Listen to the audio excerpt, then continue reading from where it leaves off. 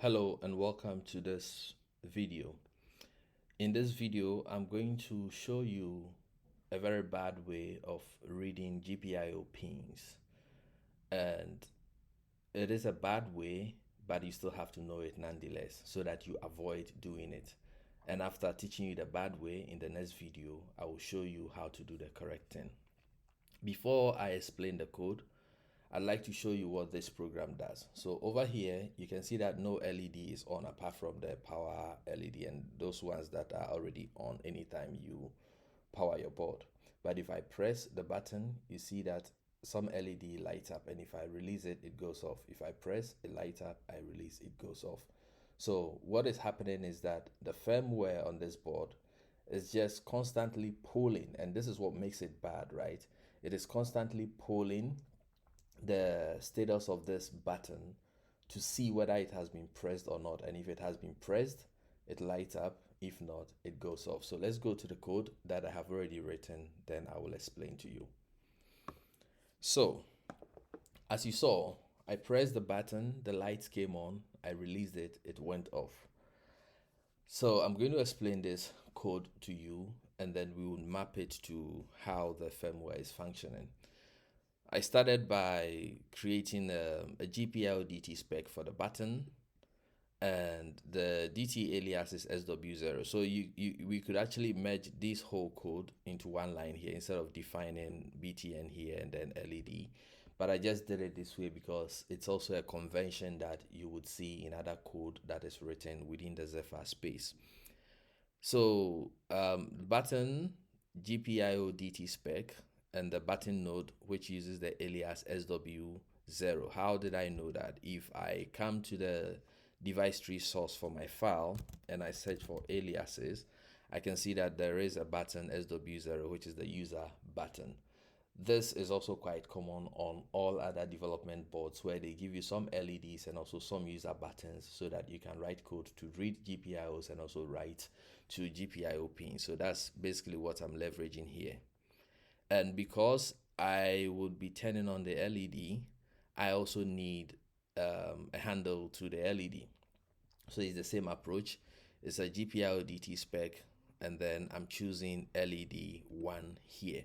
Again, remember that I'm using the highly portable APIs, okay?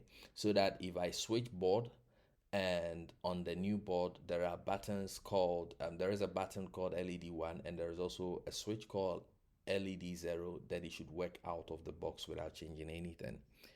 And our usual friend here to get the return values of the functions to check whether they succeeded or not. And then I check if device is ready, button.port. Remember that if you go into the GPIO DT spec, there is a generic driver called port in here. Okay, so I'm checking if it is ready, otherwise we return. And I also check if the LED GPIO controller is ready, otherwise we return. Now here I configure the LED as an output inactive. So I'm configuring it as an output. By default, I'm not turning it on so that we wait for the button to be pressed before it comes on. Otherwise, it will be hard to know whether the button press detection is working or not. And then I check the return value or return. Now pay attention to line 25 to 28, basically line 25 actually. So we've never combined two flags using the OR. This is the first time we are seeing it in this course, but take it from me, this is how you combine multiple flags when you are configuring things, right? So I said GPIO pin configure DT. I'm configuring the button. I want it to be an input. And then when I read the data sheets or the reference manual, I realized that the button is connected as a pull down. So as a pull down, what it means is that by default, if you read the status of the button, you are going to get logic level 0 because it is not pulled high or up. So when you press instead, then the mechanism switches it to high. So it means when it is not pressed, you read a 0. When it is pressed, you read a 1. Basically, that's what it means. Then now we come to our infinite loop here, where I am using this function, which is also the first time we are seeing it, GPIO pin get. So when we want to write to a GPIO, we do GPIO pin set. When we want to read, we do GPIO pin get, right? And then I pass in the handle to the button here. Now I check. So I'm reading the value. It returns an integer. So now I check if whatever value was returned was less than 0, then it's a useless value for me, because whether the button is pressed or not should return 1 or 0. So when it's pressed, when we read it, I need to get a 1. When it's not pressed and we read, I need to get a 0. Anything between 0 and 1 is a problem for me, and I don't want to react to it. It could happen that the GPIO pin might be floating, right? This happens a lot if you don't pull up or pull down GPIO pins and you try to read from them. So I'm skipping those times when it is returning some useless values that are not so useful as far as the goal for this firmware is concerned. Now here is where I check if it has not been pressed, then I set the LED low, so it shouldn't turn on. However, if it has been pressed, then I set the LED high. And then we just sleep for 50 milliseconds just to give the CPU some time to do other stuff, right? Otherwise, it's constantly checking. So, two reasons why this is a bad approach for reading GPIO pins is, first of all, the pooling here on line 31.